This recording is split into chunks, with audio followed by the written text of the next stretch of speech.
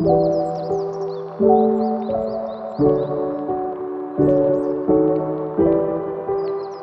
perkenalkan nama saya Jessica Nadia Rante Minanga dengan NIM P174203221064. Di sini saya akan menjelaskan mengenai fungsi kulit manusia, lapisan kulit manusia, proses mekanisme berkeringat pada manusia, mekanisme proses penyembuhan luka, dan penyebab perbedaan warna kulit pada manusia dan faktor yang mempengaruhi.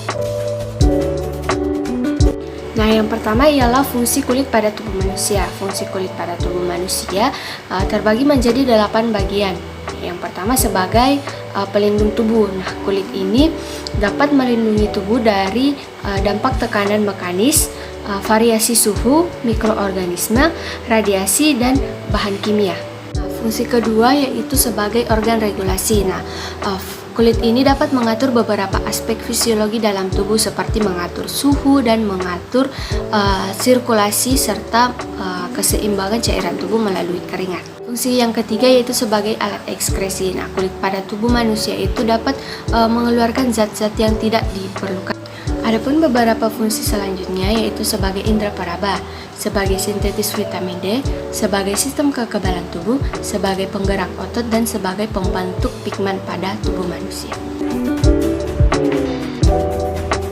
Yang kedua ialah lapisan kulit. Nah, lapisan kulit pada manusia terdiri dari 3 bagian utama yaitu epidermis, dermis, dan hipodermis. Epidermis sendiri merupakan lapisan kulit paling luar yang berfungsi sebagai penghalang terhadap infeksi. Nah, yang kedua ialah dermis. Dermis sendiri merupakan lapisan di bawah epidermis. Nah, yang dermis ini berfungsi sebagai lokasi pelengkap untuk kulit. Nah, dermis ini terdiri dari jaringan ikat dan bantalan tubuh.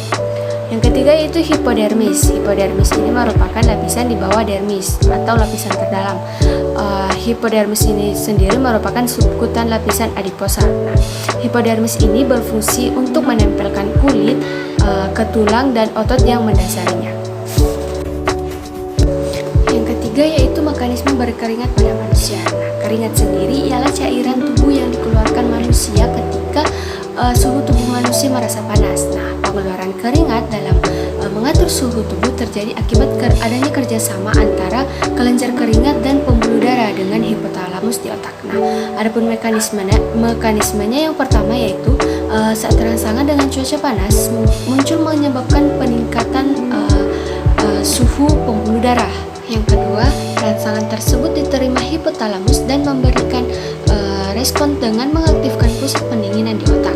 Ketiga, hipotalamus akan mengaktifkan proses pendinginan suhu dengan cara merangsang pengeluaran oleh kelenjar keringat serta merangsang pelebaran pembuluh darah. Nah, yang keempat, pengeluaran keringat dan pelebaran pembuluh darah dapat menurunkan suhu tubuh sehingga kembali seimbang. Nah, rangkaian tersebut dapat bekerja sebaliknya saat terdapat rangsangan berupa rendahnya suhu tubuh sehingga pengeluaran keringat dihentikan.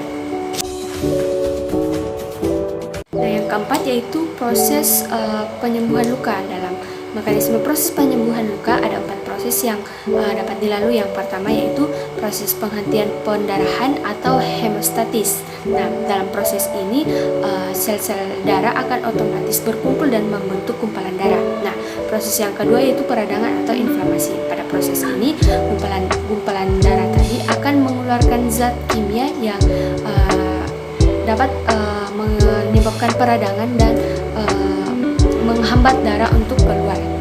Yang ketiga adalah pembentukan jaringan baru atau fase proliferasi. Nah, pada fase ini sel darah merah yang kaya akan oksigen akan datang pada area tersebut dan membentuk jaringan baru yang disebut jaringan parut. Nah, fase yang keempat yaitu fase penguatan atau fase maturasi, yaitu menguatkan jaringan baru yang terbentuk.